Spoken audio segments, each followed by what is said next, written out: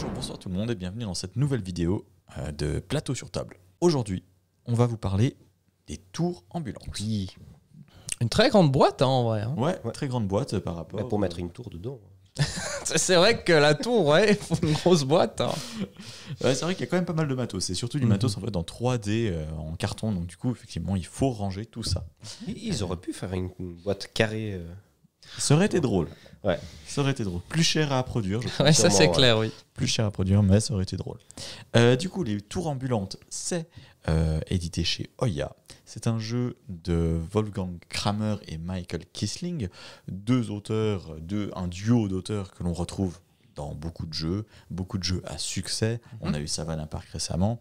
Michael Kissling a fait notamment Azul. Donc pour dire que voilà, en général, les messieurs savent ce qu'ils font. Ça se joue de 1 à 6 personnes pour des parties d'environ 30 minutes et à partir de 8 ans. Tout ceci me semble assez correct au final. Ouais. Je partage ton avis, oui, tout à fait. Puis même si on joue à 6, en fait, les 30 minutes sont en général assez bien respectées. Ouais, clairement. Les tours ambulantes, c'est un jeu compétitif dans lequel on va devoir concourir pour pouvoir mettre nos sorciers dans le donjon avant les autres. Il va y avoir des tours qui seront positionnés sur le long du plateau, un plateau qui est circulaire, et sur ces tours, nos sorciers. De l'autre côté du plateau circulaire, il y aura le fameux donjon. Il va donc falloir faire un tour complet de plateau dans les sens des aiguilles d'une montre et puis poser dedans tous nos sorciers. Sauf que dès qu'on pose un sorcier dans le donjon, ce donjon se déplace. Et oui. Ce qui rend la chose pas forcément C'est facile. ça qui est vraiment intéressant. Exactement. Enfin, il y a plein d'autres choses intéressantes en fait. Parce que c'est vrai que c'est un des éléments qui fait que ça change constamment. Il va falloir tout le temps s'adapter. Mais en fait, il faut s'adapter aussi au fait que les tours également bougent. D'où le nom, les tours ambulantes. C'est fou. Ouais. Incroyable. Et ils ont bien choisi leur nom. Exactement. Mais c'est ça qui est vraiment cool, c'est parce qu'on peut déplacer les tours, on va recouvrir les autres meeples, ou potentiellement les nôtres aussi. Hein. Oui, ça peut être stratégiquement parfois intéressant quand même de le faire, parce que c'est une deuxième condition de victoire, enfin une deuxième condition, c'est une deuxième nécessité de recouvrir les autres, ou nous-mêmes, puisqu'à chaque fois qu'on recouvre des sorciers, on gagne une potion. Et avoir toutes nos potions retournées et tous nos sorciers dans le donjon, c'est une condition de victoire. C'est là. Ouais, la condition de victoire. Mais du coup, quand on va recouvrir les autres, ou aussi nos meeples, après il faut se rappeler où ils sont. Voilà. Ah oui, Parce alors qu'on là... on voit pas à travers, on n'a pas le droit de regarder qui est caché sur quel tour. Et surtout, les tours, elles s'empilent en plus. Jusqu'à 9. Moi qui ai une mémoire de poisson rouge, c'était vraiment pas évident. Voilà un peu pour le pitch des tours ambulantes, c'est vraiment très très simple en plus à jouer. On joue à son tour 2 cartes, les cartes nous permettent de déplacer soit un sorcier, soit une tour, du nombre de cases écrites sur la carte. Parfois il y a des dés à lancer pour savoir de combien de cases on va se déplacer, et les potions peuvent être utilisées une fois qu'elles sont retournées pour lancer un sort parmi les sorts disponibles qui permettent un peu plus de flexibilité. Là aussi, dans le jeu de base, on a à disposition 2 sorts. Après, au fur et à mesure qu'on veut Un peu changer augmenter la difficulté. changer la difficulté du jeu, on va Augmenter les possibilités, quoi. Ouais, exactement. on va ajouter des autres sorts. À savoir que les 2 sorts de base nous permettent de déplacer juste une case supplémentaire un sorcier. meeple, Ouais. un sorcier, et l'autre de déplacer une tour. De 2 cases. De 2 cases. Ouais. Dans les autres sorts, on a par exemple intervertir la position des tours. Transporter avec nous-mêmes un autre sorcier Ah oui, de c'est notre vrai. Ah ouais, couleur. Faire reculer un sorcier ou des tours aussi. Donc déjà qu'à la base c'était un petit jeu salaud pour mettre les tours sur les autres, et ben là si vous ajoutez encore les nouveaux sorts, et ben vous augmentez encore le niveau, quoi. Ouais, mais imagine, le donjon il est juste derrière toi, tu fais -1 Et- avec ton sorcier et hop, Hop tu là. tombes. Une chose qui arrive très souvent, d'ailleurs. C'est vrai. Que le donjon soit juste derrière nous. Ouais, en vrai, c'est déjà arrivé que genre le donjon il fait tout un tour, il est juste derrière toi après. Et là, c'est toi qui dois faire tout le tour pour... C'est ça. En fait, tu cours après le donjon, mais le donjon il se déplace en même temps. Donc en fait, tu te retrouves un peu débile à tourner comme ça autour du plateau. Quoi. Donc vous le voyez très bien, c'est un jeu d'ambiance qui marche vraiment très très bien. Il y a quand même un peu de stratégie, mine de rien. Ouais, bah oui, tu dois compter. Dans tu quel dois sens compter. Oui, tu dois compter, mais tu dois aussi. Est-ce que tu fais telle ou telle carte d'abord Oui. Ouais, l'ordre des cartes dans lesquelles on les joue, parce qu'on joue, comme je disais, 2 cartes, ben, ça a vraiment son importance. Par contre, c'est impossible de prévoir les coups à l'avance. Non. Ah non, t'attends jusqu'à ce que. C'est chaotique au possible. Du coup, messieurs, Au niveau de la clarté des règles, parce que je ne les ai Oui. pas lues, on me les a juste expliquées, mais vous deux, vous les avez lues. Oui. Toi, en vitesse hier soir, parce que tu as dû expliquer le jeu à un groupe de personnes, Mhm. et toi, plus en détail, parce que tu as pu te poser pour regarder les règles. Exact. Pour ma part, des règles assez claires, il n'y a aucun souci là-dessus. Comme on l'a dit au début, c'est un jeu plutôt familial, ambiance, donc il n'y a vraiment pas grand-chose de compliqué à comprendre. Et en vrai, en 10-15 minutes, c'est lu et on pourra directement commencer la partie. Et surtout, en fait, les pages à la fin, ça représente les différents sorts qu'on peut ajouter.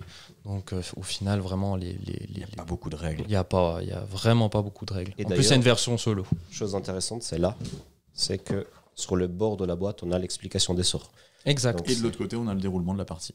Au pire, j'ai pas vérifié si le QR code fonctionne. Il y a une petite vidéo via le D'explication. QR code. Là où on a eu quelques doutes, typiquement, c'est dans l'utilisation des potions. Il n'est pas explicitement marqué. Des fois, quand on arrive à des situations un peu particulières, est-ce qu'on a le droit d'utiliser cette potion ou pas ou bien Ouais, par c'est- exemple, est-ce qu'on peut utiliser 2 fois d'affilée des sorts, ce genre de choses. Mais vu que c'est marqué qu'on peut utiliser des sorts À notre tour. à notre tour, du coup, voilà. À savoir que une fois qu'on utilise les potions, évidemment, ils sont plus disponibles. Mhm. Et en cas d'égalité, à la fin de partie, c'est la personne qui a utilisé le moins de potions qui gagne. Donc, Donc, il y en a qui en possèdent encore le plus, ouais. Donc il faut vraiment faire attention. Oui, on a des potions à disposition. On n'a pas des potions illimitées. Il faut aussi se rappeler que ça peut être rédhibitoire pour gagner ou perdre à la fin de la partie. Et à l'explication, en soi, c'est très simple. Aussi, on peut utiliser le matériel du jeu pour que ce soit le plus explicite possible. Vraiment, moi, j'ai rien à redire en plus par rapport aux règles. La traduction a l'air correcte aussi. Oui, aucun Ouais. souci. C'est un jeu allemand à la base. Ensuite, au niveau de la thématique, je pense qu'on peut dire que la thématique est là vraiment par rapport à la mécanique. Mhm. Voilà, dire qu'on incarne des sorciers, on fait bouger des tours. J'ai envie de demander, mais pourquoi est-ce qu'on fait ça? Donc, la thématique, en fait, il n'y en a pas vraiment. Mais c'est drôle d'incarner des sorciers et Disons- bouger des tours. Quoi. Disons que c'est un concours de sorciers. Quoi. Voilà. Bah, en même temps, quand tu joues, tu es vraiment dans la thématique. Oui, c'est clair. Mais on est dans ce style de jeu qui est presque dans l'abstrait parce qu'en fait, il n'y a pas d'univers, il n'y a pas. Voilà, c'est juste Surtout, du visuel. Quoi. Faut s'imaginer un sorcier qui saute dans un donjon, quoi. Ouais, qui déplace les tours pour sauter après dans le donjon, ouais, c'est vrai. Surtout le donjon, enfin, Il donne pas très envie. il est très macabre. Hein. C'est clair. Donc voilà, thématique, pas grand chose à dire à part le fait que c'est visuellement quand même assez joli. Enfin, l'immersion n'est pas essentielle à l'expérience de jeu, mais cela dit, c'est marrant de déplacer les tours, de déplacer nos petits meeples et puis de jeter nos meeples. En fait, on retrouve une certaine cohérence, tu vois. C'est Oui. des sorciers qui font bouger des tours. On utilise des potions pour augmenter nos sorts, ce genre de choses, quoi. Au niveau de la qualité du matériel, alors tout est en carton Mhm. et en bois. Les meeples sont en bois, le dé est en bois, le reste est en carton et bien évidemment les cartes sont en papier du coup. La qualité du matériel est plutôt bonne. Ouais, elle est correcte, je suis d'accord. Ce qu'on a quand même remarqué, vu qu'il y a un rangement dedans, si vous ne mettez pas dans des petits sachets en plastique les meeples, surtout les potions, ça peut passer juste en dessous de l'insert et en fait ça devient un bordel pas possible quand vous le trimballez un peu comme ceci. Et les cartes aussi qui se mélangent un peu partout. Ouais. Donc, Mais sinon, en fait, même si tu mets des sachets plastiques pour le rangement, ça augmente un peu la hauteur des tours, mais ça permet toujours de fermer la boîte. Au niveau de la mécanique de jeu, on est sur une mécanique qui est assez simple. On utilise des cartes pour se déplacer. C'est pas original à ce niveau-là. L'originalité, je trouve, provient de l'expérience de jeu en elle-même. Exactement. Ça va mélanger un côté mémoire, parce qu'on va recouvrir des meeples, on va déplacer les tours, après on va les empiler, on va les désempiler, donc on ne sait plus où sont les meeples, donc il y a un côté mémoire, il y a un côté prévision de ce qu'on va faire, sauf qu'évidemment c'est tellement chaotique qu'il faut se réinventer à chaque fois. Il y a de l'aléatoire avec le tirage des cartes, et c'est assez fou de réussir à renouveler, je trouve, une expérience de jeu avec des choses aussi simples et vues et revues. C'est un peu la force du jeu. Moi, j'aime bien en fait ce côté stratégique dans le jeu, bon, pas pendant le tour des autres parce que tu sais pas à quoi va ressembler la carte une fois à ton tour, mais quand c'est à ton tour de jouer, ben là tu peux vraiment réfléchir, ok, là je peux déplacer tel tour qui me révélera de nouveau mon sorcier, et ça va bien, peut-être avec un peu de chance, je peux lancer un dé et je peux arriver peut-être sur le donjon. Il y a Donc, presque voilà. un côté puzzle.